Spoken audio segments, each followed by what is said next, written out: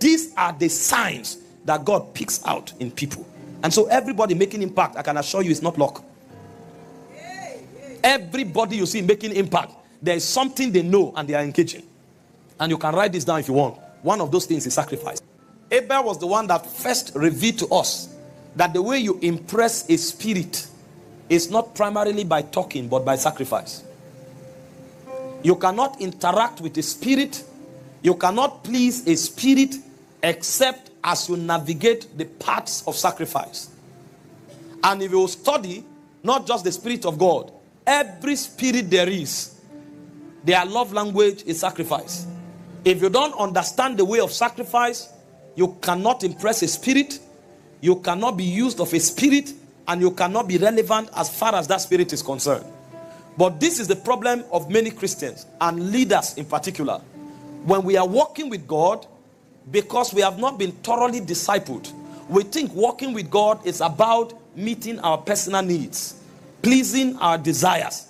And so we think it is wisdom to come to use God, not knowing that when we choose the path of sacrifice, then God picks us out and turns us to an example. And the way God makes an example of you is that he manifests his dimensions through you. So your life becomes an expression of the faithfulness of God. Your life becomes an expression of the power of God. Your life becomes an expression of the glory of God. And people cannot tell why anything you do prospers. People cannot tell why others are going down, you are rising. They are coming to God every day and all their cry is, God do this, God do that. But there is another man who has found a secret in God. Every time he shows up, or every time he has an opportunity, he puts a sacrifice on the altar. And as he keeps sacrificing, you would think you become smaller. But the more he sacrifices, the bigger he becomes. And you are wondering, what is the mystery behind it? Because God cannot give you beyond what you can give him. I'm telling you this, listen. God's blessings are not conditional, but accessing those blessings are conditional. He said he has given us all things that pertains to life and godliness. So everything that pertains to life, every one of us already have them. But how many have accessed it? If your heart is selfish, there is a dimension you can't receive. If your heart is small, there's a dimension you can't receive. All this life of me and my family, you will discover that what God has prepared for you may be for the nations of the world. But your heart is too small to receive something that can bless the nations. Because every time you come to God, you are only thinking about yourself. So the way God increases your bandwidth to receive his dimension is by the gateway of sacrifice. Every time you sacrifice, you empty yourself to be filled. If somebody is doing well, check, there's sacrifice on the foundation. You can win somebody to Christ. You can disciple that person. That person can become a regional pastor. That person can be empowered in the economy. That person can be empowered in government. It's because God can trust him. God has seen his heart.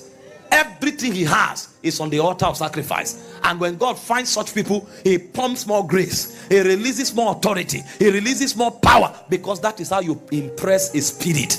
You don't impress a spirit by how you dress. You impress a spirit by your level of sacrifice. Every time there's selfishness and self-centeredness, you resist the spirit. If you make sacrifice your way of life, there's no way this world will not know that you came. And there's no way God himself will not recognize your work on the face of the earth. He said, by faith, Abel offered a more excellent sacrifice. Do you see that when God compels men, it's on the basis of their sacrifice? You will never see God say, this is this, this is that. He said, but Abel offered a more excellent sacrifice than Cain. So the reason God can pick one leader and exalt that leader above another person is because of their sacrifices. And three primary sacrifices is what? Time, energy, and resources. It's a serious act of faith. If you want God to lift you, for you to become relevant, these three things must be on the altar of God perpetually. Hebrews 11 verse 5. By faith, it said Enoch was translated that he should not see death. He said, and was not found because God had translated him. He said, for before his translation, he had this testimony that he pleased God. By faith, Enoch was translated that he should not see death. You read that in the book of Genesis, chapter 5, and you hear what the Bible said. It said, Enoch walked with God and was not.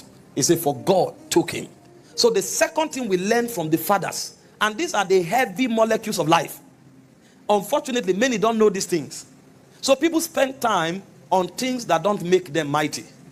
People spend time on things that don't make them great. So you can imagine that somebody spends his life, almost half of his life, watching movies. Somebody spends almost half of his or her life making friends. Friends that she sits down with and gossips and talks irrelevant things. Somebody wastes half of his or her life decorating his or her body. And then at the end of the day, 2-3 people admire and like.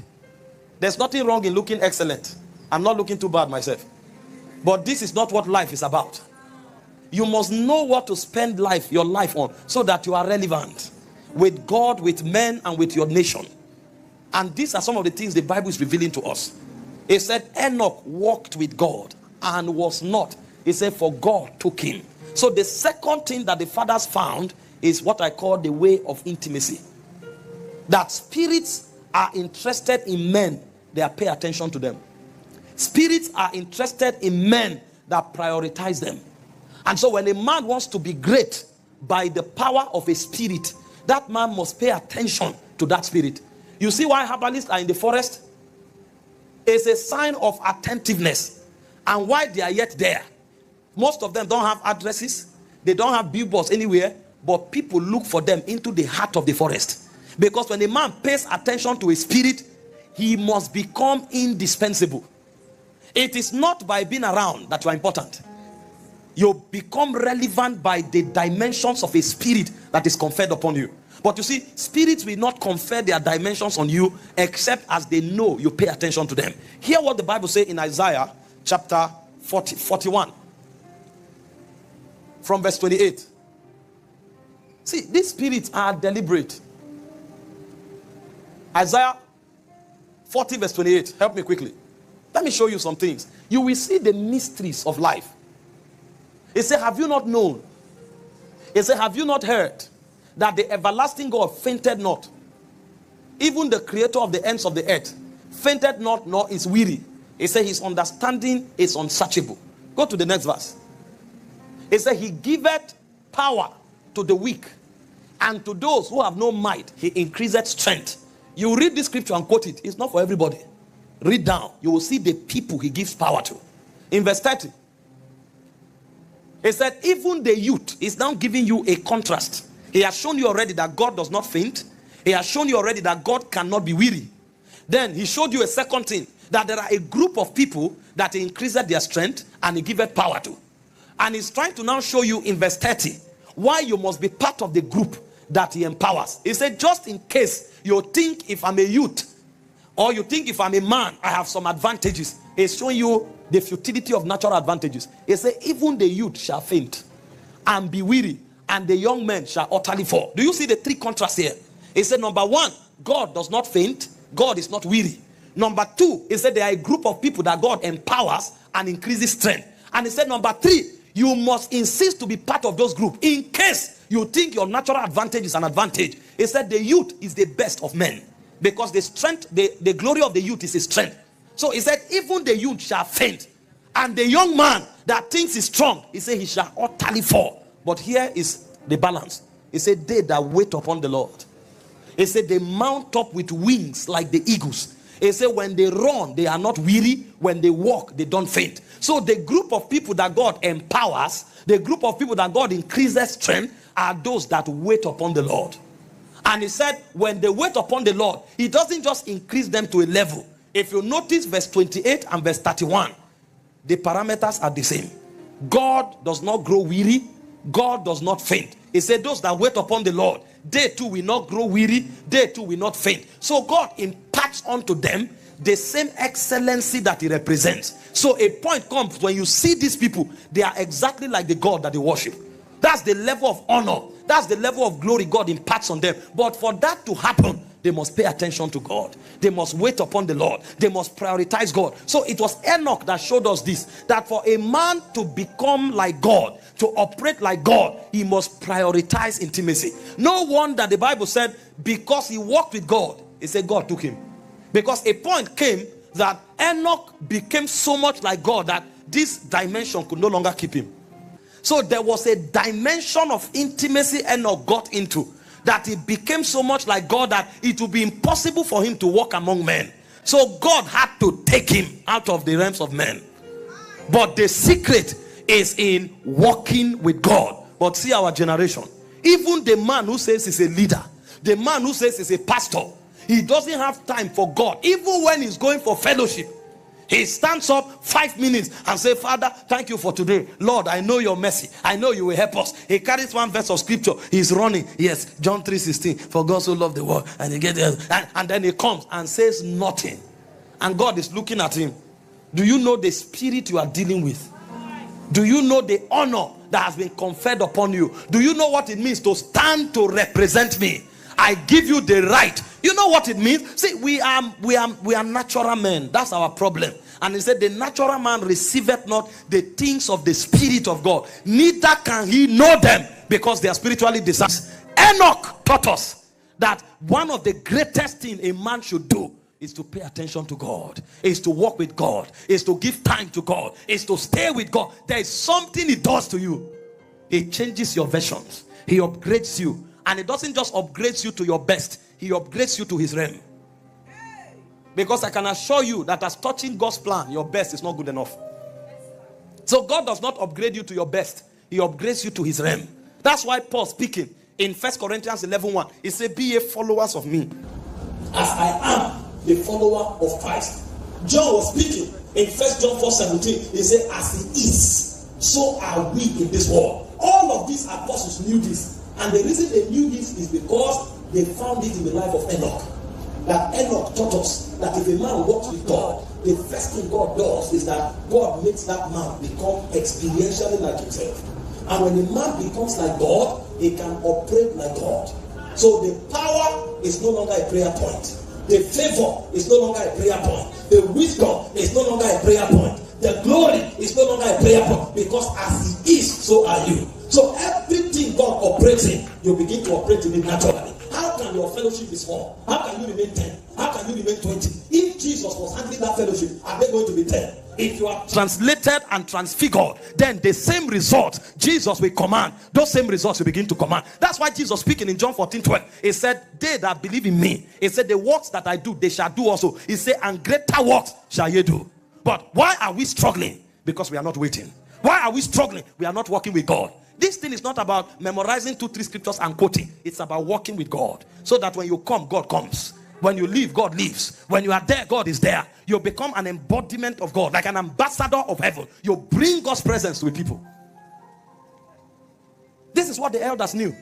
So you will find this man. 2 men can walk into a city. Give them that time. That city will turn upside down. 1 man can enter a city. Give him time. Because they know what they carry. The Bible said Philip went to Samaria. He said he preached Christ there. He said the whole city was full of joy. 1 man took a city. We have people who go to the office and call themselves Christians, but they can't represent God. And the problem is not that God is not available. The problem is that men are not working with God. We are working with our handsets. We are working with our friends. We are working with our certificates. We are working with our credentials. We are working with our family. Only God is the one lacking and missing in all of our work. If you will walk with God, you'll be amazed. This version of you is not what the world is looking for. But the more you walk with it, he said we all with unveiled faces. 2 Corinthians 3:18. He said, beholding as in a glass the glory of the Lord. He said we are metamorphosed. The way you see an egg become a butterfly, that's how your life will change completely. There's no way an egg can fly. But when metamorphosis takes place, an egg can begin to fly. You who is rolling on the floor, hoping for somebody to carry you, you have a wings that can appear. But it depends on how much you walk with God. And then you'll discover that you are not just an egg that anybody can step on. You too have wings to fly. Because there is a dimension locked up on your inside that will take intimacy to appear. So when we speak this thing, we are telling you the secrets of relevance. We are telling you the secrets of the elders. Check their lives. The Bible speaks about Abraham. Every city Abraham enters, he builds an altar. If Abraham is living, the tent can leave, the altar will remain there. Many years later, his son was passing. It was on that altar he had an encounter. Because Abraham never removes his altar. If he comes back, the altar is what tells him that this is Bethel. The presence of God dwells here. That's how they walked. Look at Moses. Every day he went to the top of the mountain. Every day, Moses was on the mountain. A point came, Moses literally became like a god. That's the same thing Jesus did. Mark 1:35. Early in the morning, in the cool of the day, he went to a solitary place. There he prayed.